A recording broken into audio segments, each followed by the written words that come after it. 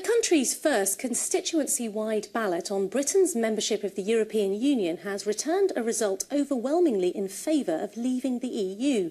Organised by the Rochester and Strood MP Conservative Mark Reckless, who called it a referendum, every household in the area was invited to take part in the survey.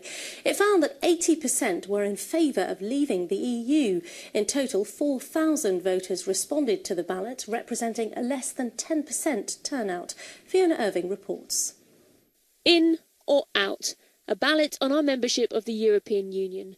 Was this an outlet for the people of Rochester and Strood to voice their opinion, or just a publicity stunt? I think we've given people a chance to have their say, and so I've had to, with my local members and supporters locally, raise £5,000 or £6,000 in order to do this and to get a ballot paper to every household. And I think that's something to be proud of, and I'm really pleased with the result. The European elections are now 6 weeks away, and Britain's relationship with the EU is part of an increasingly heated national debate, and one that many in the South East are joining in. With a relatively low turnout to Mark Reckless's self-styled referendum, some have been questioning the point and validity of it. I think it's clearly a publicity stunt by an MP who's completely out of touch with the issues of real concern in Medway, issues like jobs and social regeneration, which is supported by the European Union. A very small number of people took part, and I would attach very little weight to its reliability. David Cameron has promised an in-out referendum by 2017 if the Tories win the next general election.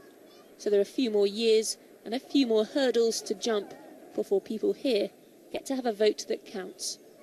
Fiona Irving, BBC South East Today, Rochester. Well, our political reporter Ellie Price is in Rochester now. And Ellie, Mr Reckless thinks that other MPs will follow his example. Mark Reckless says he's already been approached by a number of other MPs wanting to conduct a similar poll in their constituencies.